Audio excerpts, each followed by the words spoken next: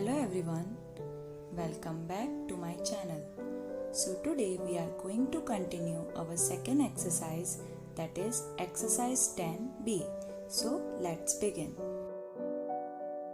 Now let's come to the next question, that is question number 9. DL and BM are the height on sides AB and AD respectively of parallelogram ABCD. एक parallelogram है जिसका name है ABCD, ठीक है. DL and BM are heights, ये दोनों height है. किसकी हाइट है? DL होगी AB की हाइट, यहाँ पे रिस्पेक्टिवली लिखा है ना. सो जो पहले लिखा है ना उसको ये पहली साइड मिलेगी, राइट. सो DL देखो कहाँ है, ये रही DL. साइड AB पे कॉरस्पॉन्डिंग हाइट ऐसे आएगी, सो दिस इज DL. और BM किसकी हाइट है? AD की. AD कहाँ है? ये रहा देखो, ये जो साइड AD है इसकी कॉरस्पॉन्डिंग हाइट ये रही BM. Okay, now if the area of the parallelogram is 300 centimetre square. आपको एरिया ऑलरेडी गिवन है क्वेश्चन में, मतलब इस क्वेश्चन में आपको एरिया तो फाइंड नहीं करना, राइट. अब आगे क्या दिया है? AB equals to 30 centimetre. ये जो साइड है ना पैरेलेलोग्राम की AB, ये आपको गिवन है 30 सेंटीमीटर एंड AD 20 सेंटीमीटर. ये दूसरी साइड भी आपको गिवन है 20 centimetre. Find the length of BM and DL. ये BM DL क्या थे? हाइट. तो ये जो दोनों हाइट्स है ना, ये आपको फाइंड करनी है. अब आप देखो, हमने ये क्वेश्चन नंबर अभी 8 में भी किया था क्या, कि जब आपको एरिया दिया होता है तो जब भी एरिया होगा ना तो आपको बेस या हाइट कुछ ना कुछ तो फाइंड करना ही होगा. तो अब देखो, अगर मुझे DL फाइंड करना है, ठीक है, ये DL, तो इसके लिए मैं बेस कौन सा यूज करूंगी? AB. प्लीज आप इसको यूज मत करना, कॉरस्पॉन्डिंग बेस यूज करो. ये DL के लिए इसका बेस कौन है? AB.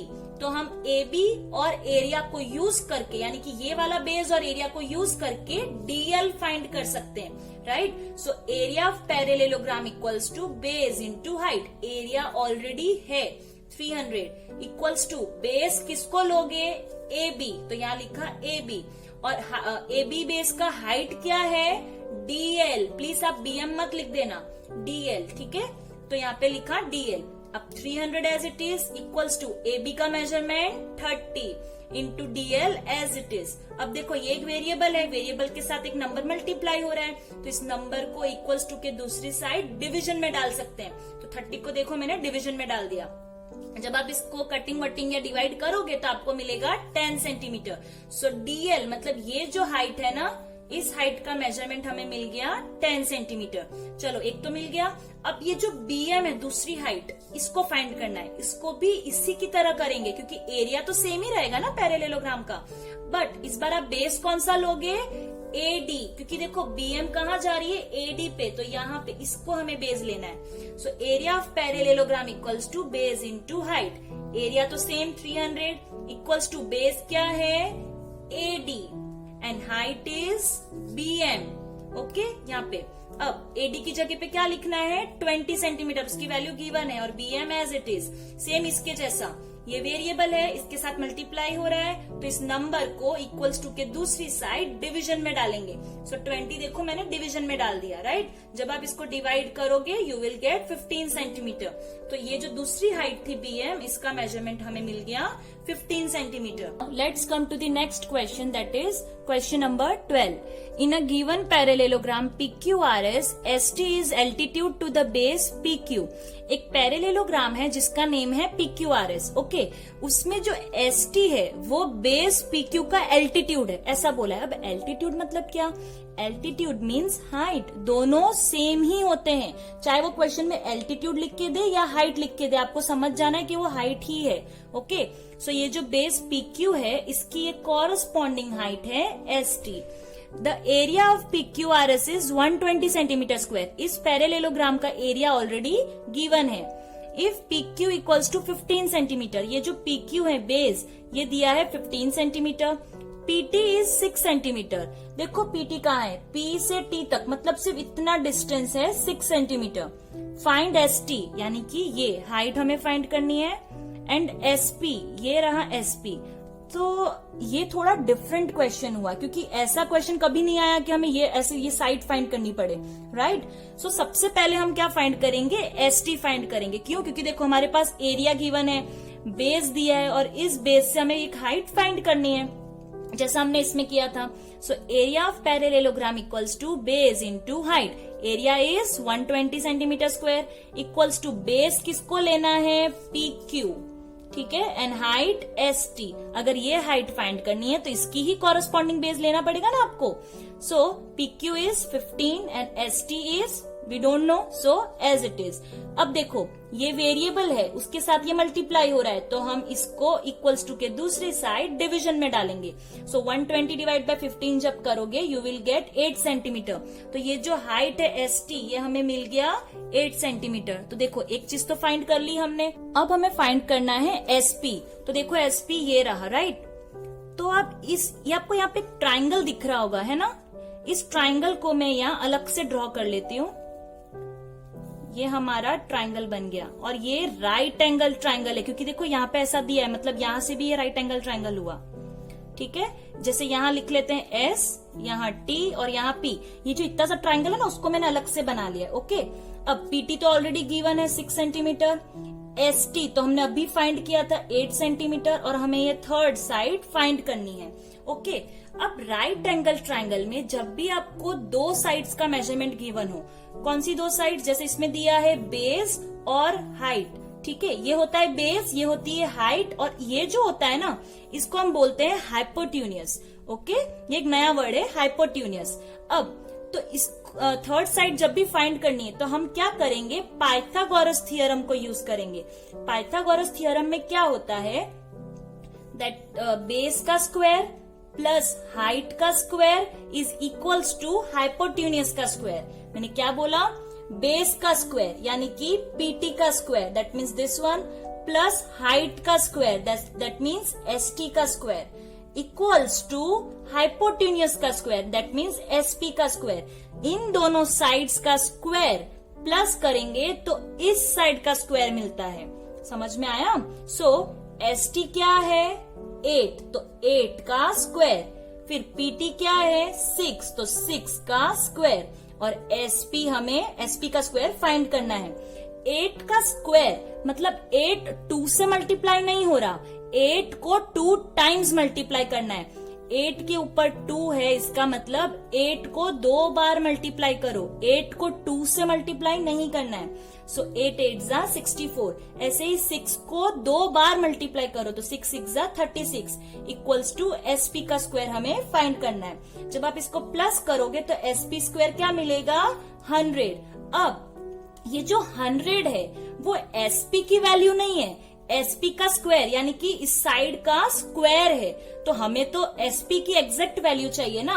तो ये स्क्वायर हटाने के लिए क्या करेंगे, देखो मैंने 100 का फैक्टराइजेशन किया है, आपको ये फैक्टराइजेशन करना आता होगा, हमने 6th स्टैंडर्ड में सीखा है। सो 2 50 जा 100, 2 25 जा 50, अब 25 तो 5 की टेबल में आता है, तो 5 5 जा 25, 5 1 जा 5। तो ये जो फैक्टर्स निकले ना उसको देखो मैंने यहाँ लिखा है 2 इंटू 2 इंटू 5 इंटू 5। अब यहां से आपको इसकी कोई वैल्यू नहीं निकालनी, आपको पेयरिंग करनी है, ओके। ये देखो 2 2 बार आया, ये 2 बार है तो इसमें से आप एक बार उठा लो, 5 भी देखो 2 बार है तो इसमें से आप एक बार उठा लो, ठीक है। सो 2 5 जा 10, तो ये हो गया 10 सेंटीमीटर, और यहाँ से हमने स्क्वायर हटा दिया। मतलब 10 को अगर आप 2 बार मल्टीप्लाई करते तो ये 100 बन जाता है ना। तो हमने क्या किया है, अल्टीमेटली ये जो स्क्वायर है उसमें से हमने स्क्वायर रूट निकाला है, okay. So SP is 10 centimeter. Let's come to the next question, that is question number 13. The area of a parallelogram is same as that of rectangle. Parallelogram का area और rectangle का area same है, ठीक है, और ये हमने introduction part में सीखा भी था। With dimension 40 centimetre bye 12 centimetre, ये रेक्टेंगल के डायमेंशंस दिए हैं। तो देखो मैंने अलग से लिख लिया, रेक्टेंगल के 40 सेंटीमीटर बाय 12 लिखा है, राइट। तो इसको हम लेंथ मान लेते हैं और इसको ब्रेड्थ मान लेते हैं। So length is 40 centimetre and breadth is 12 centimetre. If the base of a parallelogram is 16 centimetre, parallelogram का क्या क्या दिया है, बेस दिया है, base is 16 centimetre. Find the height of the parallelogram, हमें हाइट फाइंड करनी है, राइट। अब देखो पैरेलेलोग्राम की अगर हाइट फाइंड करनी है तो हम ऐसे तो कर नहीं सकते, अगर इसका एरिया दिया होता पैरेलेलोग्राम का तो हम इसकी फॉर्मूला से ये हाइट फाइंड कर लेते, जैसे हम अभी तक कर रहे थे हमारे लास्ट क्वेश्चंस में। बट इसमें तो सिर्फ एक ही चीज दी है, बेस, तो हम हाइट तो फाइंड कर नहीं सकते, तो हमें रेक्टेंगल की हेल्प लेनी पड़ेगी।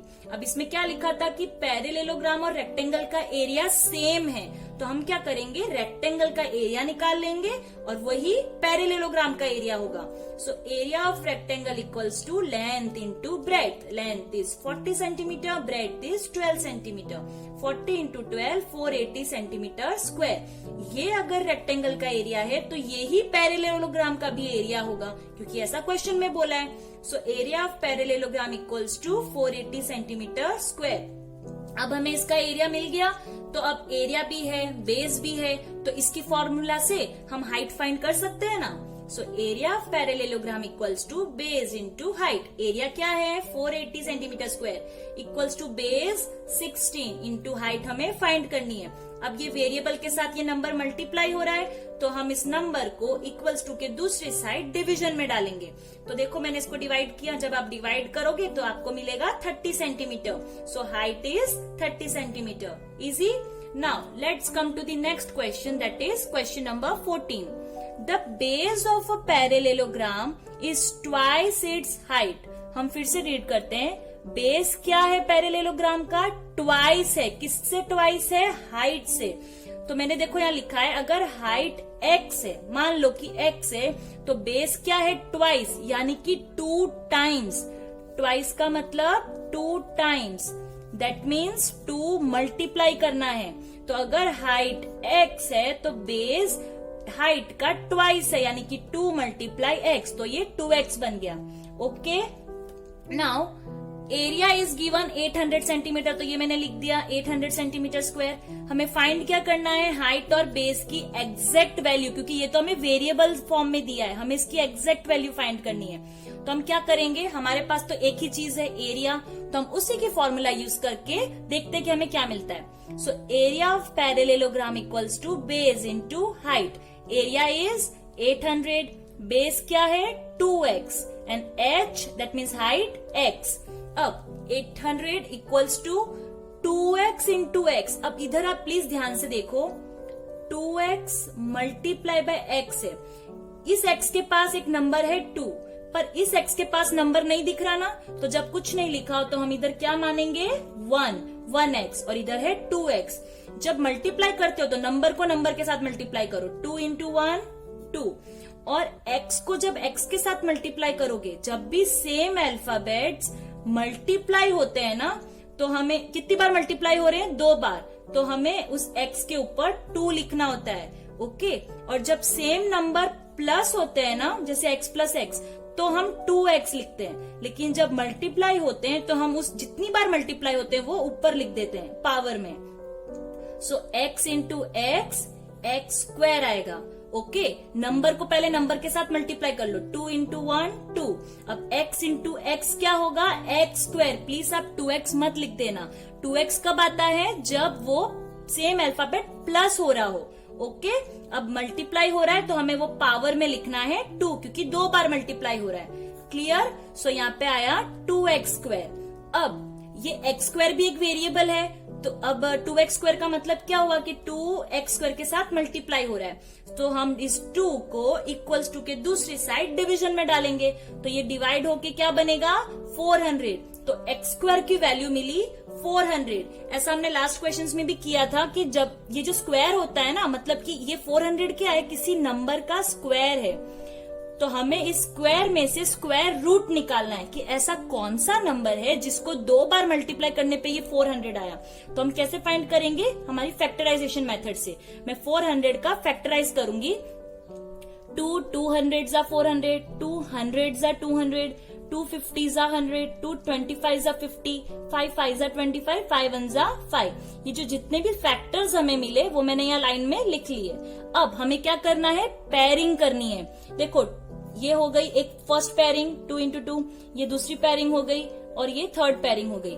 अब इस एक फर्स्ट पेयरिंग में से हमें एक बार 2 ले लेना है, इसमें से भी हमें एक बार 2 ले लेना है और इसमें से हमें एक बार 5 ले लेना है। सो 2 into 2 into 5 20। सो x की वैल्यू आएगी 20। यहां से ये हमने स्क्वायर हटा दिया कि 20 वो नंबर है जिसको अगर हम 2 बार मल्टीप्लाई करें दैट मीन्स 20 into 20 तो ये 400 बनता है। ओके, सो हमें x की वैल्यू क्या मिली 20। बट हमें चाहिए क्या था हाइट और बेस, तो हम इस x की वैल्यू को इसमें पुट करेंगे और इनकी एग्जैक्ट वैल्यू फाइंड करेंगे। सो हाइट इज x, तो x की वैल्यू तो 20, सो height is 20 centimetre. Base is 2x, so 2 is multiplied by x, so 2 multiply by x की वैल्यू 20, सो 2 into 20 40 सेंटीमीटर। तो ये हमें हाइट और बेस की एग्जैक्ट वैल्यू मिल गई।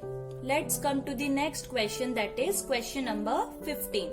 A tabletop is in the shape of a parallelogram. एक table है जिसका टॉप पोर्शन पैरेलेलोग्राम के शेप में है, right? Its base is 5 meter, base given है 5 मीटर। एल्टीट्यूड मैंने आपको बताया था क्या होता है height, so altitude is 3 meter. Find the cost of painting the tabletop at the rate of ₹20 per meter square. जो टेबल का टॉप पोर्शन है उसे हमें पेंट करवाना है, तो उस पेंट करवाने का खर्चा पैसा कितना देना होगा वो हमें फाइंड करना है। अब अगर मान लो कि ये वो टेबल टॉप है, अगर मुझे इसको पेंट करवाना है तो मुझे पहले इसका एरिया पता होना चाहिए ना, तो ही तो मैं पता कर पाऊंगी कि मुझे कितना कलर लाना है, कितना क्या करना है। सो हमें पहले इसका एरिया फाइंड करना होगा। So area of table top equals to base into height. Table top क्यों लिखा है मैंने, क्योंकि वही पैरेलेलोग्राम के शेप में है। So base into height, base 5 meter and height 3 meter, 5 3s are 15 meter square. तो मतलब ये जो टेबल के टॉप पोर्शन है उसमें जगह कितनी है, उसका स्पेस कितना है 15 मीटर स्क्वायर, ठीक है। अब आप देखो 1 per meter square, that means per means 1, सो 1 मीटर स्क्वायर जितना पेंट करवाओगे तो ₹20 देना पड़ेगा। तो अगर मैं 15 मीटर स्क्वायर जितना पेंटिंग करवाऊंगी तो कितना देना पड़ेगा। So cost of painting 1 meter square is 20 rupees. So therefore cost of painting 15 meter square will be how much. हमें 1 यूनिट का आंसर गिवन है, तो जब भी 1 यूनिट का आंसर गिवन होता है तो हमें क्या करना होता है क्रॉस मल्टीप्लाई। सो 15 into 20 रुपीज 300। तो ये पूरी पेंटिंग करवाने का रुपीज होगा 300। Let's come to the last question of this exercise, that is question number 16। ABCD is a parallelogram. एक पैरेलेलोग्राम है जिसका नेम है ABCD। DE perpendicular to AB। ये जो आप देख रहे हो ना ये सिंबल ऐसा, इसको ये है परपेंडिकुलर का symbol. Okay, so DE is perpendicular to AB। ये देखो ये रहा AB, इससे परपेंडिकुलर यानी इससे लाइन एक कट हो रही है 90 डिग्री पे, कौन है वो DE, मतलब ये उसकी हाइट हो गई। DF perpendicular to BC। ये रहा DF, ये इस BC से परपेंडिकुलर है, मतलब देखो यहाँ पे 90 डिग्री पे कट हो रहा है, तो ये उसकी हाइट हो गई BC की। If AB equals to 30 centimetre, ये साइड का मेजरमेंट गिवन है 30 centimetre. DE equals to 8 centimetre, तो ये DE भी गिवन है 8 centimetre. DF that means this one is 12 centimetre. Find BC, यानी कि हमको ये BC ये साइड फाइंड करनी है। अब आप ध्यान से देखो, इसमें ये हाइट और इसकी कॉरस्पॉन्डिंग बेस का मेजरमेंट गिवन है, बट ये हाइट और इसकी बेस का मेजरमेंट गिवन नहीं है। तो हम इन दोनों की मदद से क्या आप एरिया फाइंड कर सकते हो? नहीं कर सकते ना, क्योंकि बेस ही गिवन नहीं है। तो हम इन दोनों की मदद से पहले एरिया फाइंड करेंगे। Area of parallelogram equals to base into height. Base क्या लेना है AB और इसका corresponding height DE। So AB की वैल्यू 30 सेंटीमीटर, DE की value 8 centimetre. So 30 into 8 240 centimetre square. ये हमें मिल गया एरिया ऑफ दिस पैरेलेलोग्राम। अब आप पूछोगे मैम हमें फाइंड तो BC करना है ना, तो हम एरिया क्यों फाइंड कर रहे हैं? आप खुद समझो, जब मेरे पास एरिया ही नहीं है तो मैं किसकी फॉर्मूला पुट करके ये बेस निकालूंगी? जैसे हमने लास्ट क्वेश्चंस में भी किया था, 2 चीज तो होनी चाहिए ना कम से कम। तो जब तक एरिया ही नहीं है तो हम ये बेस फाइंड नहीं कर सकते, इसलिए मैंने पहले एरिया फाइंड किया। अब इस एरिया की वैल्यू को हम वापस से फॉर्मूला में पुट करेंगे और बेस निकाल सकते हैं। Area of parallelogram equals to base into height. Area is 240 equals to base, इस बार कौन सा लिखेंगे BC और इसकी corresponding height DF। Okay 240 equals to BC तो फाइंड करना है. So as it is DF क्या दिया है 12 सेंटीमीटर. अब देखो ये वेरिएबल है, वेरिएबल के साथ एक नंबर मल्टीप्लाई हो रहा है तो इस नंबर को इक्वल्स टू के दूसरी साइड डिवीजन में डालेंगे. सो 240 डिवाइड बाय 12 तो हमें डिवाइड करोगे तो आपको ये BC की वैल्यू मिल जाएगी 20 सेंटीमीटर. तो this side is 20 centimeter. So this was all about second exercise of this chapter and I hope you have understood all the questions. Now we will discuss some other topics in our next part, that is part 3. So till then, bye bye.